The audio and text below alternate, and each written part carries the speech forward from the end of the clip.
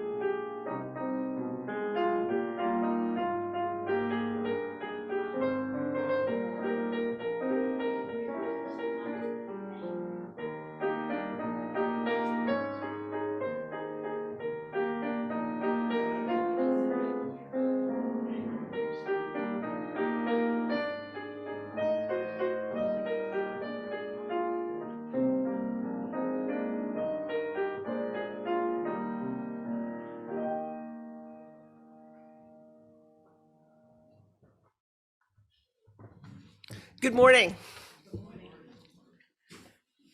And thank you, Michael. We've got a couple music selections to remind us that it is the new year. So Happy New Year and welcome all to the Unitarian Universalists of the Chester River, where our mission is to inspire, inform, and support all who seek spiritual growth and a more equal and just community. And we welcome all here and we welcome our online guests. I'm Sue Browning. I'm the minister who serves this congregation. I'm going to be minister and service leader today. And of course, we've got Michael Casey, who we appreciate for his music and his support through the holiday season, and people that we don't see, Jackie, who's helping with Sunday school today, and the folks that were here before I was that made coffee, and all the different ways that our services come together. At the core of our faith is a commitment to move toward a world which is equitable and compassionate.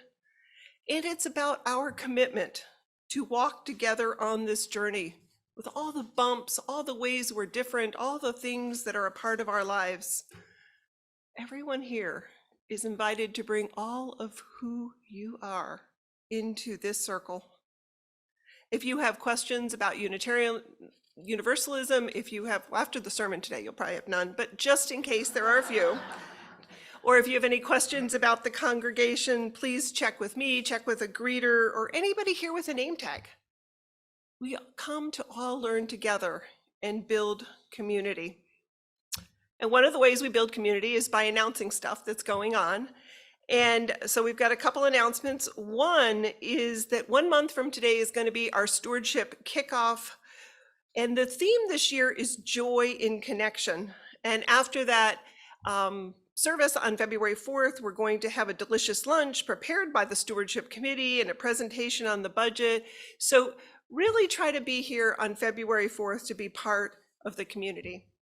And second is always check the whiteboard to see where we're looking for volunteers, whether we need a potluck host or a greeter or somebody to help with coffee. It's all the ways we come together and live out our commitment to this community. So we're going to be doing bits of history here as we go through the service. And one of the things that Unitarian Universalists probably started doing more regularly about 30 to 40 years ago is beginning worship by lighting a chalice. A chalice is that flame, that place of warmth and gathering that reminds us that this group in this form today will only be together today, and when we extinguish it, we'll move on to other experiences. I invite us all to read the chalice lighting words together, and then I'll light the chalice. The words are in your order of service for today. Come into the circle of love and justice. Come into the community of mercy, holiness, and health. Come, and you shall know peace and joy.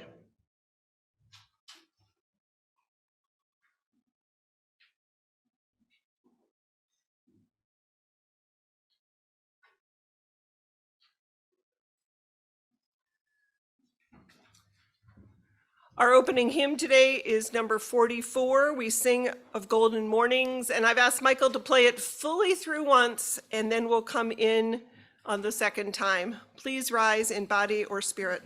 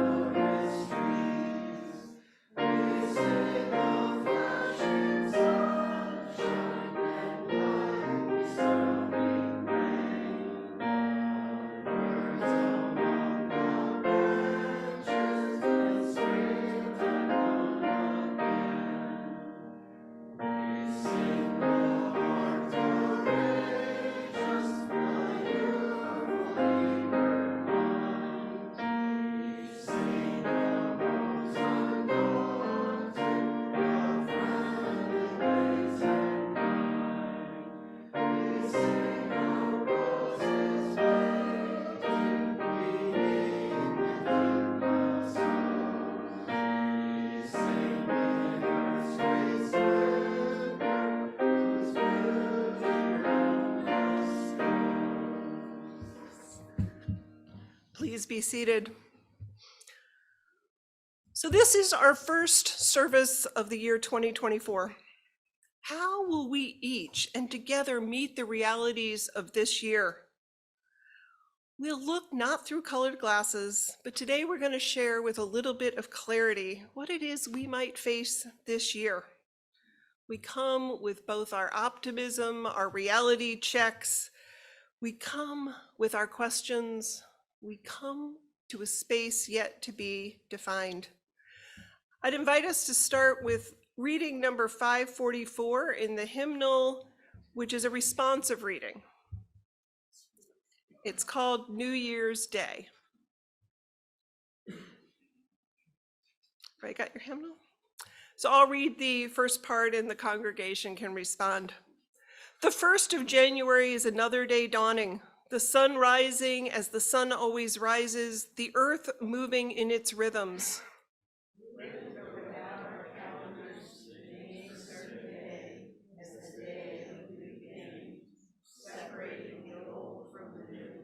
So it is. Everything is the same, bound into history as we ourselves are bound.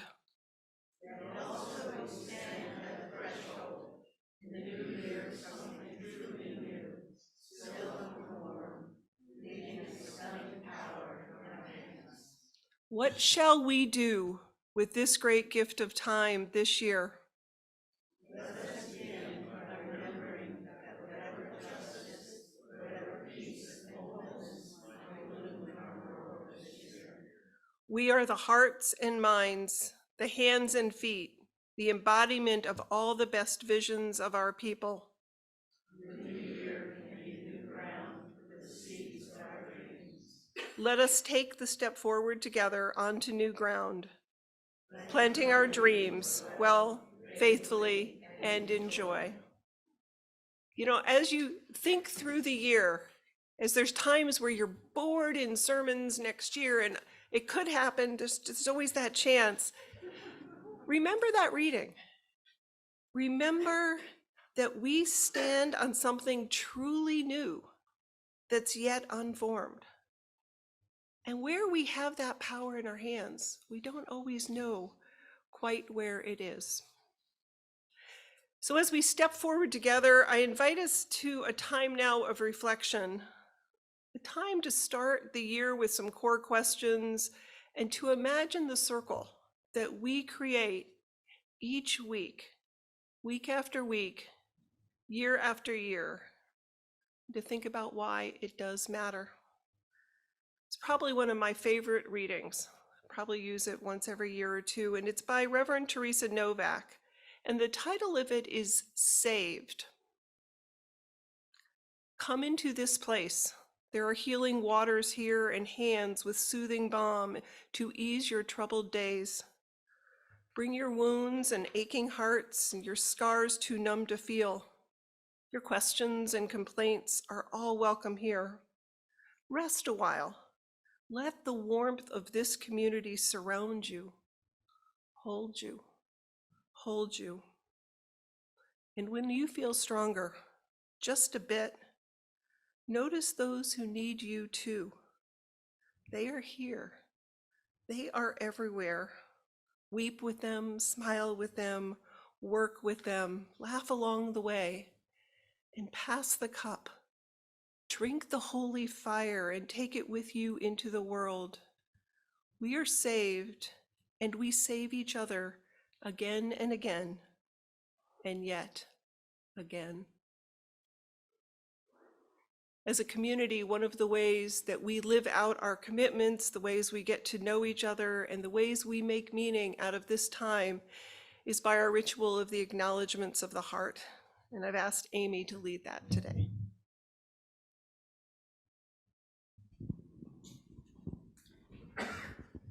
Good morning. Couldn't have said it better myself. But this is a special time in our community where we come up and, if you so choose, share joy or concern with our community. So I welcome you up. And I'll give you the mic and I'll light the candle for you.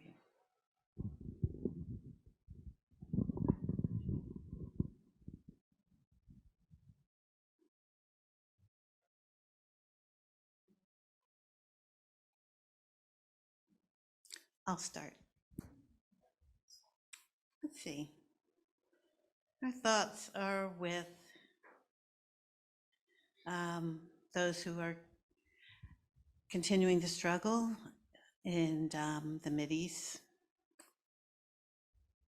the Israelis and the Palestinians.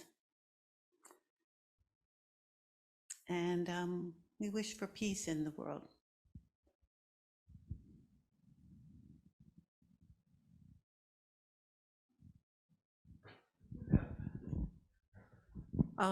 You can go ahead and light the candle.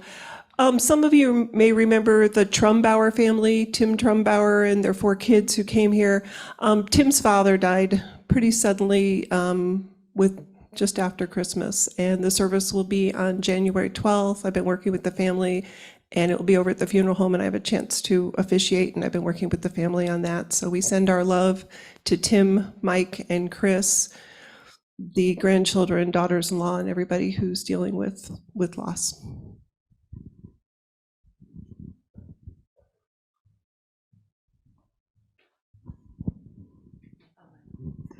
I just love the fact that I have this caring UU community that allows me to come back and forth and go to Easton and come up here. I mean, I have a shuttle service that's working with the Duttons today, but it fills me because it's a really caring community that allows me to do this at both churches as long as I can. So, thank you. Just go back.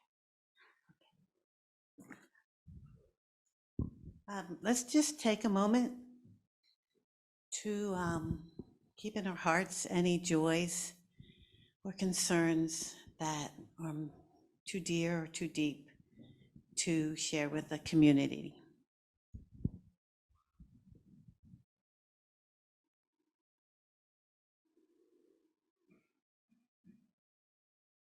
Thank you. I'm going to go ahead and talk about the Social Justice Committee's outreach for this month of January. And sometimes we have someone from the group talk to us about it, but this group is over in Baltimore. And I was, kind of, I was going to ask somebody to come over. But it's the Baltimore, but I would like for you to imagine a group of people in an office in Baltimore called the Baltimore Abortion Fund. And it's a group of dedicated people. There's an executive director. There are hotline answerers. There are there's a communications and media director. I can figure this out from looking online. But think of this group of people who do this job for the Baltimore Abortion Fund. The focus of this month's Social Justice Committee's outreach is reproductive justice. The recipient of our outreach collection will be the Baltimore Abortion Fund, or BAF. The same group we contributed almost $500 to last year. Founded in 2014, the BAF, a nonprofit organization, provides financial and logistical support to individuals who live in or travel to Maryland for abortion care. They serve clients residing in all 23 counties of Maryland and Baltimore City. Their confidential hotline helps women connect to funding, transportation, lodging, and more. The BAF is part of the National Network of Abortion Funds, which is made up of 70 plus independently operated funds in our country. On their website, they list 3 values that inform their mission. They're client-centered, they believe in reproductive autonomy and justice, and they believe in healthcare as a human right. Please give generously, as the need for their services has increased over the last year. And please stay for lunch and a discussion after the service. Lauren Harton, a certified nurse midwife who works for the Easton Health Center, will speak about her knowledge and experience working with women who are seeking reproductive health care in their clinic, and about the current scope of reproductive health care challenges that have been affected by national and state laws. There'll also be lunch for everyone who's staying for our discussion. And then after lunch, we'll come back in here. So, thank you very much. As I pass the basket, those of you who may not know this, but everything that is not dedicated for a pledge in today's collection will go toward our outreach for this month. And also, if you're not prepared to give today, you can go online and go to our website and go to the link for how you can donate. And also, if you, later on in this month, if you happen to have a check, you can also drop it off at the office. Make sure it's just for the BAF, the outreach collection. We kind of continue it all through January. So, thank you very much.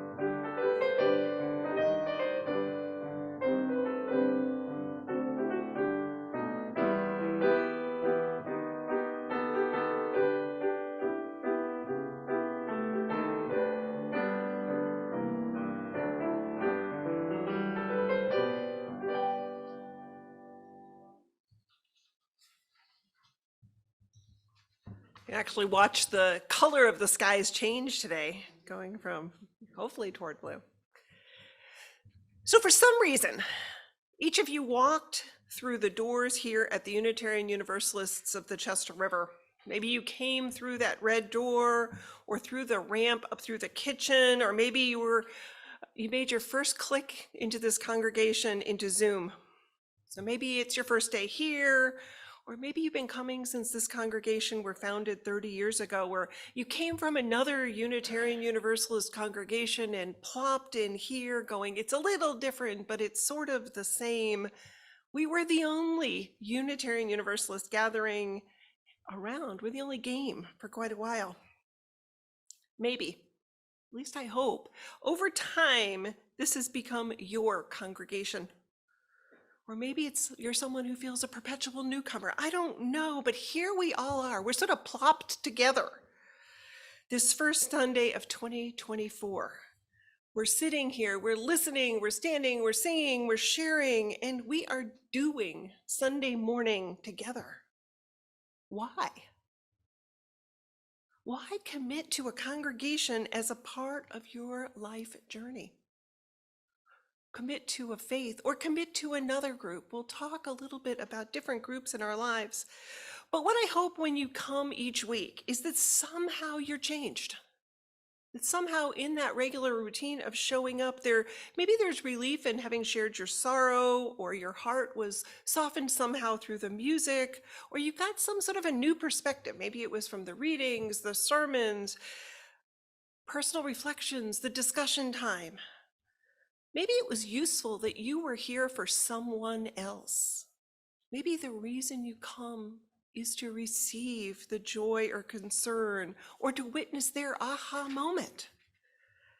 Maybe it's coffee hour. Maybe you were changed, and there may be times where you just come into the sanctuary, you need quiet time, you need a distraction, you frankly just need a reason to get up and get out of the house.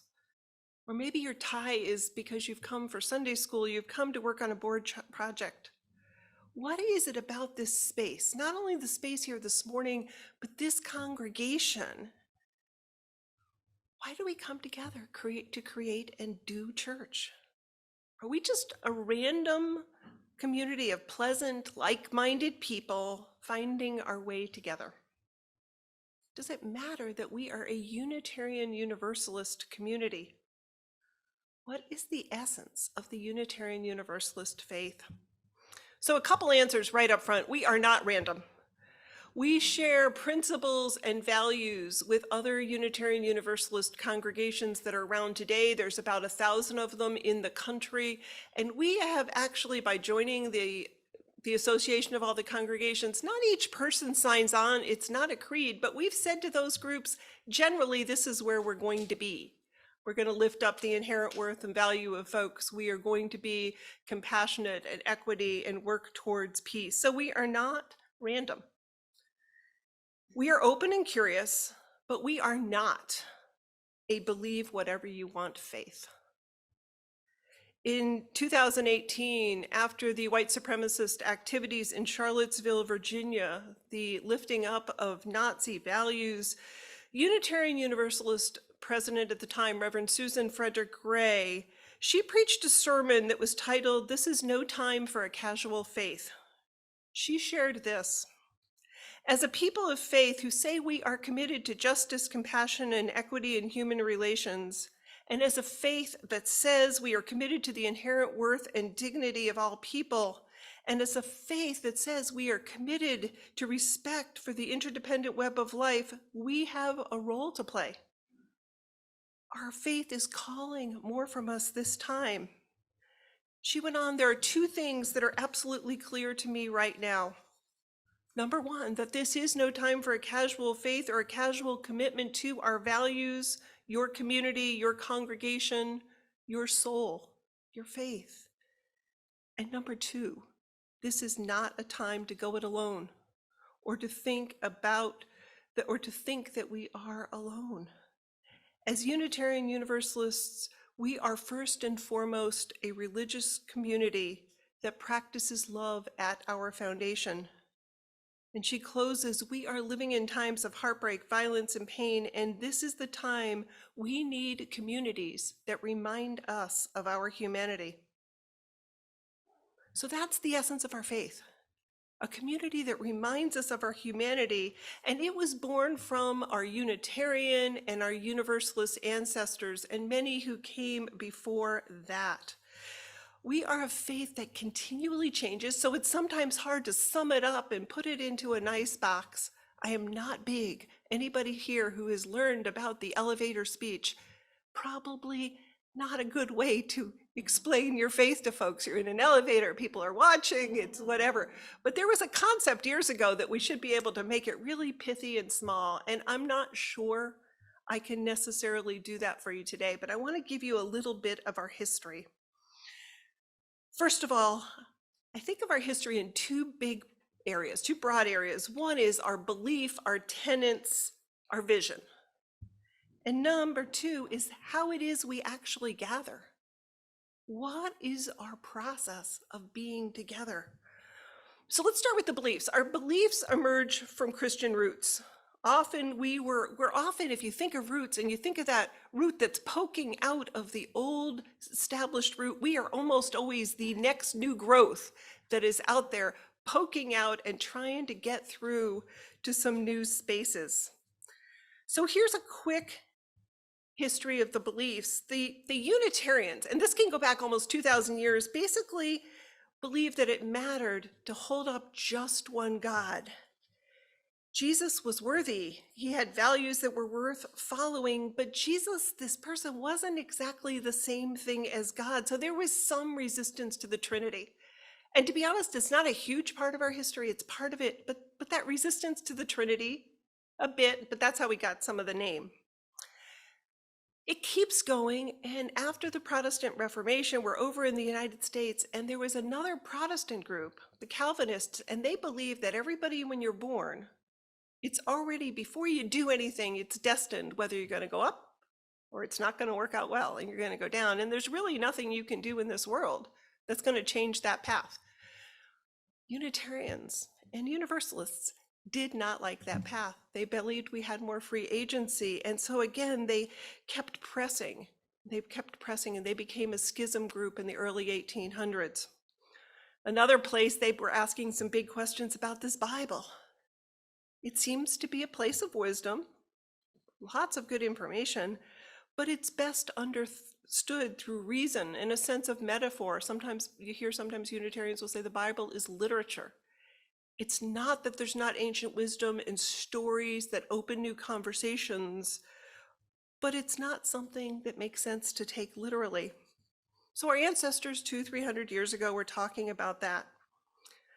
So that was mostly our Unitarians. Our Universalists, they were about salvation. We did the reading earlier on salvation, and they believed that God was good. So the Unitarians at this point, they're separate.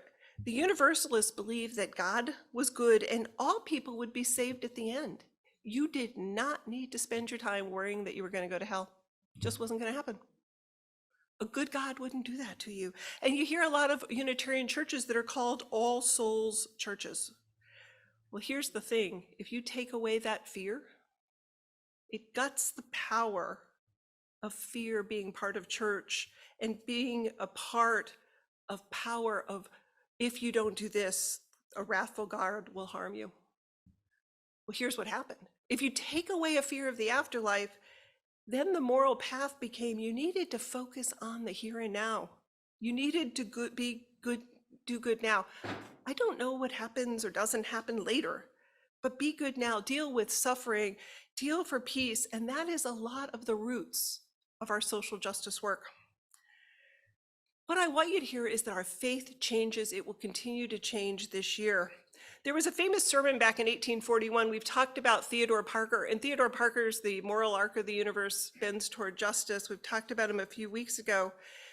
He was challenging in a sermon, this was pre-Civil War, a new generation to let go of what is transient. Let go in your faith of that which has become obsolete, but to hold on to the permanency of community, covenant, and convictions that seem right to us as best we can see with the best of our insights and knowledge. He was declaring that even if the Unitarians had it just right then, it was not going to be right in the future. And change did continue. Early in the 20th century, our faith was influenced a lot by the humanists. And the humanists, actually, a lot of folks think they just completely wrote off God. It's not really that they wrote off God, they just didn't think God was that useful. The humanists pressed for humans to accept the responsibility to care for one another. And they thought it was too risky to delegate that to God. For some, this blended with their Christian roots, and for others, it was a full swing of a pendulum. It became sort of a separate thing. But what I want to hear there is doors are opening wider. People couldn't say, well, we're Unitarians or we're Universalists and we believe this. We were starting to say, wow, the tent is getting wider. And then we got even more bold. We said Unitarian Universalists can draw strength from Christianity, from the stories, the values, but what about the other world religions? What about sources from the sciences, from poetry, the arts? So the wisdom sources kept growing. That's sort of the belief story of our faith. But our convictions were even broader than that, because often we didn't state them as beliefs, but we also believed in things like religious tolerance. We believed in welcoming all, racial backgrounds, ethnicities, sexual orientation, gender, expression, physical abilities. The door needed to be open. And then from this, we came up with positions that change, positions that would surprise you how much they've changed, on abolition of slavery to reproductive choice, gay marriage, separation of church and state. So if we look at that, that becomes sort of broadly progressive and free religion. And I never claim that Unitarian Universalists have it more right than any other group. I think that's one of our biggest dangers. What I say for folks is that fits for me. If others are inspired by a whole different path, tell me about your path. So that's sort of how we got to looking at questions of mystery and spirituality in the world. And it's often how we tell our story. Again, the elevator would need to be really, really long, nor do most people care about all those details. But I want you to remember that Reverend Parker told us to think about the beliefs and convictions, but he also asked us to center community and covenant. The how we gather, both our uniqueness and our principles of tending to community, is as much a part of our history as all those words about beliefs and ancestry in all sorts of theological terms. Since colonial times, this would go back virtually to the Mayflower and the Puritans, we are part of a tradition that challenged the authority of bishops. We challenged the hierarchy in churches, and we said, hey, let each local community choose its ministers, fund its needs, and set policy. We take risks together, and we can go up or down. And it's a core part of our roots, and I'll say, frankly, I think it's the harder part. There are days it would be really nice to look over and say, oh, what's the rule here? How will this go? But we're challenged to model being community.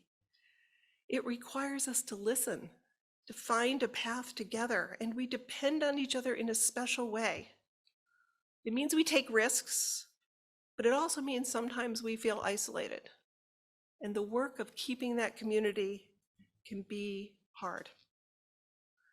But it's that well-tended community, not just the way we gather, but there's lots of communities, some that do have bishops, some that are organizations that are faith-based or all sorts of places, but a well-tended community can be a saving force. There may be healing power as we build communities. Communities are a source of courage and commitment. They can be launch pads for what we want to do next. So we have this rich history. That's sort of your history lesson for today. In my minister's column this week, I asked folks to think about a question. We will have a little time during the discussion to think about it. But what I asked you to think about is, how will my Unitarian Universalist values and practices be a part of my life in 2024? I'm sure everybody jotted it down. You've got the homework in your purse, your pocket. I think we need to think about, what is 2024 going to be like? I reflect on this question after attending many holiday gatherings, being with congregants, being with family, and some travel, overhearing, or I guess some people call it eavesdropping, but you're just overhearing strangers in restaurants and coffee shops. In virtually every conversation I was hearing, people from different perspectives, political perspectives than mine, different religious perspectives than mine, what I heard is conversations quickly going to the November 2024 election. There was angst, fear. More than one conversation I heard of people ready to leave the country. I heard lack of trust in the courts.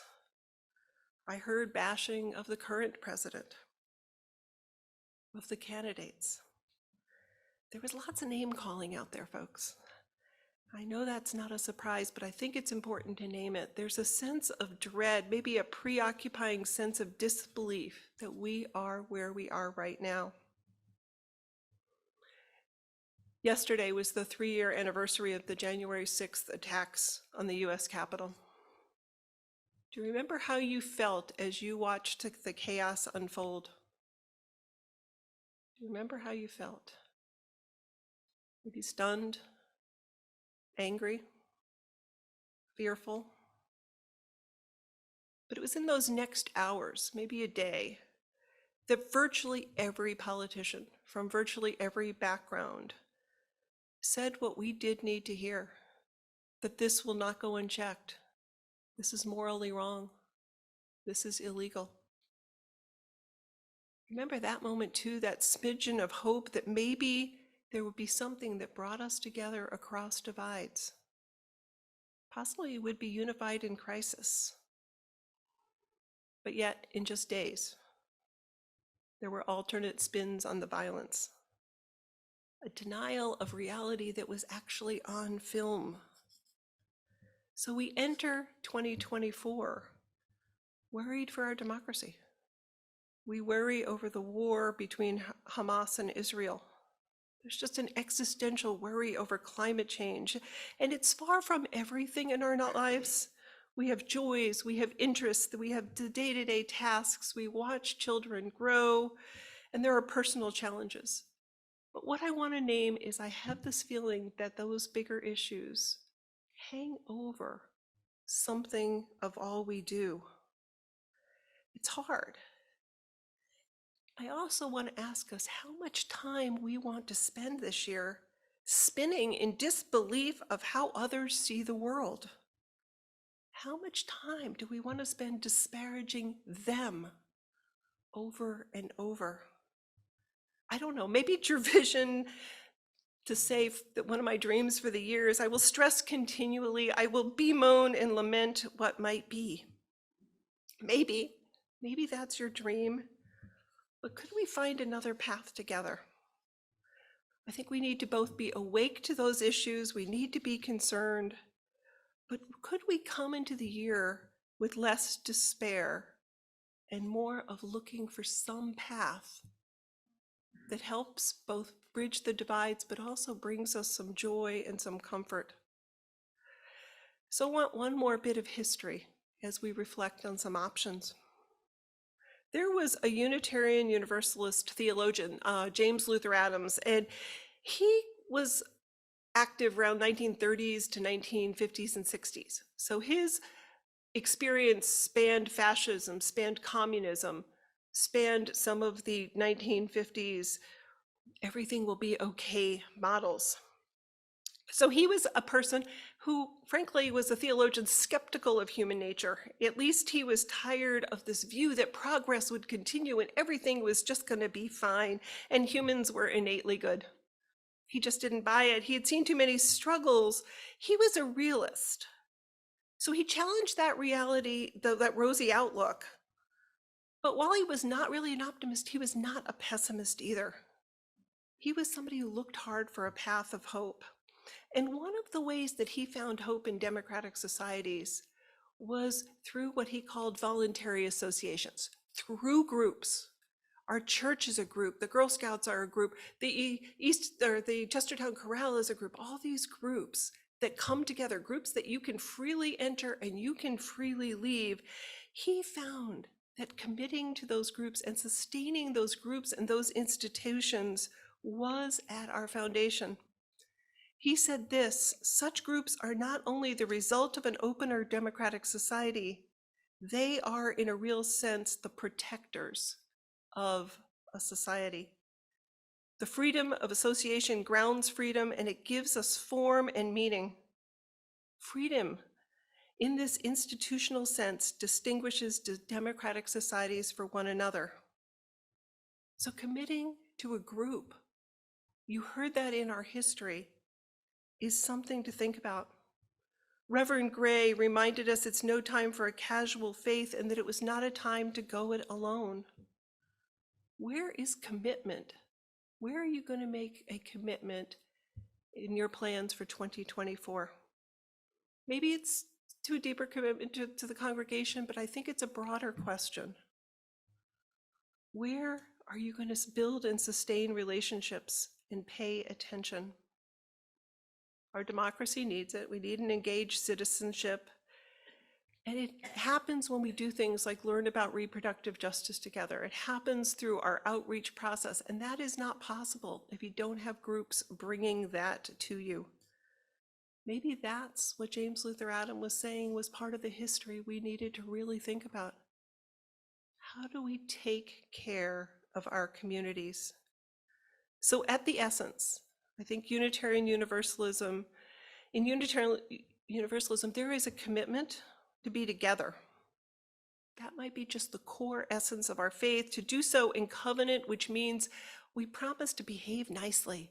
We promise to be kind, to deal with conflicts, to deal with the challenging parts of being communities, and that could be in any community you're a part of. It's also about defining over and over, what is the common good? I think our gatherings are about tending to our souls, naming the beauty around us. Your commitments will take the form they need to take for you. Whether you're lifting up generosity or you need the gentleness of your care for your own soul, maybe you're modeling self-care. But what I'm hoping is that we have a community that we can practice love together. Because we stand on that threshold. We heard in our first reading, something is still unformed.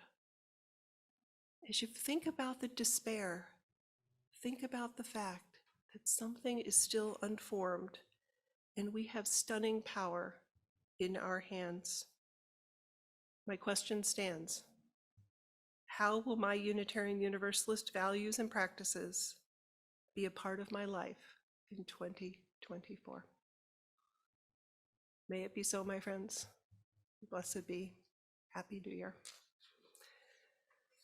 So we are going to, our final hymn is When Our Heart is in a Holy Place. It's in your teal hymnal, and then we will have a little chance for discussion. If you had any reactions, questions about the history, or if you'd like to bravely answer that question, we'll have a chance for conversation and discussion before the service ends. So it's 1008, When Our Heart is in a Holy Place. Please rise and body your spirit.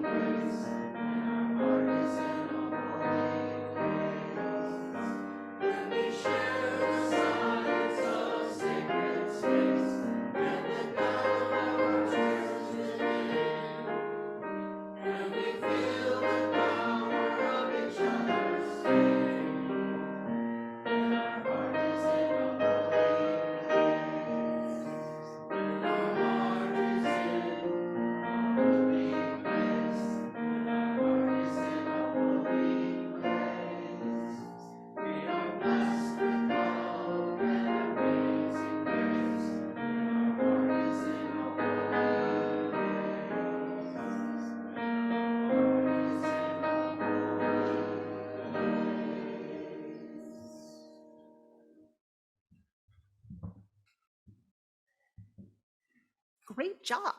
You can be seated. We still have hierarchy. People like you to tell them what to do. And Amy, since you're my sidekick here, maybe you can do that. So for folks that are newer, or the tradition in the congregation, oh, I think that's on, is to see if there's a thought or reaction. And the floor is open. What? A question? Oh, Sue, I have a question. Yes. Hey, Stan. The year 1961 was very important to our history, Absolutely. and you glided over that very adroitly. But I was living in Boston at the time, and one of my housemates made a film, a documentary film, on the merger or the association of the Universalists and the Unitarians. And that film cannot be found. I've asked several times of the Unitarian office in Boston, and I think it maybe was tucked away because during 1961, many of the issues that are still around today were debated and discussed and were topics of great conflict. And looking back over that history, that period of conflict has been, let's say, glided over or papered over. And I think it would be worthwhile going back and looking at some of those issues afresh. Thank you, Stan. So I was wondering, I initially when I was saying you came from different congregations, how many people would, I had a sentence in there about 1961. I was like, oh. So the two congregations merged, and frankly, there was a lot more debate about beliefs at the time. There also were some about how you gather, but humanists and theists and the Universalists organizationally feeling a little disparaged. They were the smaller group, and some promises that were made, which is again how you gather, weren't necessarily fully honored. So I actually have a book in my book bag, if you want to see it, describing that, but I think that would be an excellent program, Stan. Maybe we could put something together to talk about that split. Or split and it was hard. It was hard because there was conflict. What I will observe is I've been a Unitarian for almost 30 years, a Universalist. The conversations now are almost all about how we gather, not discussions of belief. Presence. So the Power of Covenant was the latest commission report. We are looking at revising the principles and moving to value statements that center love, and a lot of that is about how you do the hard work of building community around values such as generosity, etc. And so I think it would be a fascinating conversation to have. I'd love to, maybe we'll try to, Stan, I'd love to put that together with you. Okay, Thank you. thank you. I don't want to dominate this, but I have just one other comment on 2024 and going forth as a congregation in something that I think probably involves a lot of us that might be useful to explore. If you look among the congregation, we are all, or many of us, are grandparents. And we've just gone through the regular period of the holidays, the New Year, Christmas, Hanukkah, and so on. And often contact with our grandchildren. And this distance between grandparents and grandchildren is an issue that I think would be worthwhile exploring as a congregation that might affect us all a bit personally. Another wonderful topic, because families are another way of how you gather. And if you think it's hard as a congregation, try being a family. Thank you. Any other our reflections. The question is, one of the questions, how will my Unitarian Universalist values and practices be a part of your life this year?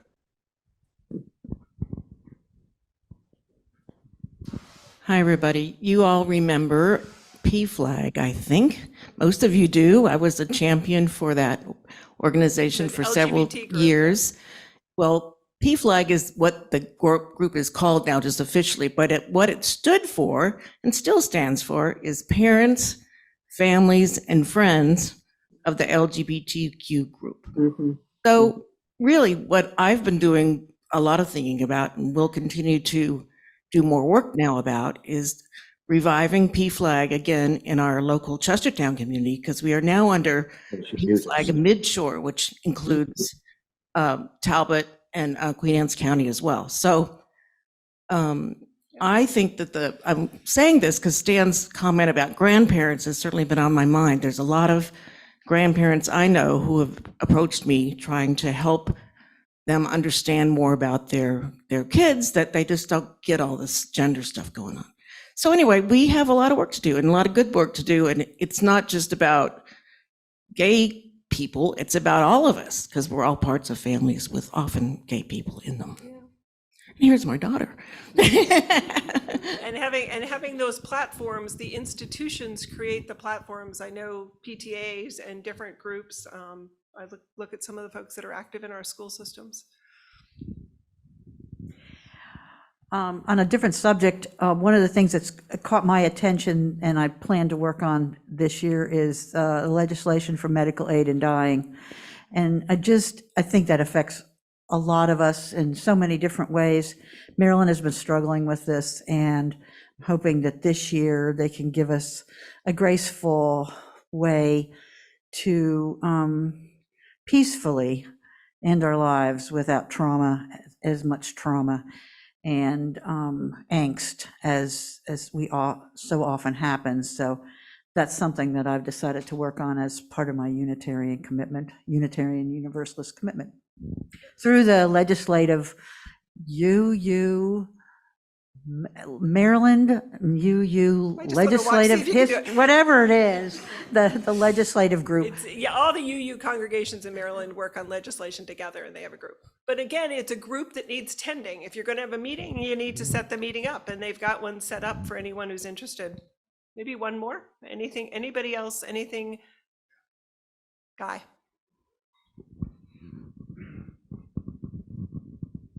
Thank you. It really angers me that the right wing always takes the high road. And I go all the way back to when I was younger. There was a group called the Moral Majority. And I asked my mother, what the heck is the moral majority? Are we in it? And she said, no, we're in the immoral minority. But active, yeah. So I ask folks, share through our Facebook forum, through different groups. Thank you so much, Amy. Your values. The values could be values of generosity, values of compassion. There's not just a political way to be, there's not just a social justice way, but there is a way to be in relationship with one another. I'm now going to offer our closing words. Then we're going to together extinguish the chalice. The words are in your order of service. And then we will have our sung benediction. And I asked you to stay seated for the postlude as Michael gives us a little music to end. These are words from Rebecca Parker, who's a very active leader in a lot of Unitarian Universalism. There is a love holding me. There is a love holding you. There is a love holding all. I rest in this love. Words to extinguish the chalice now. We extinguish this flame, but not the light of truth, the warmth of community, or the fire of commitment. These we carry in our hearts until we meet again.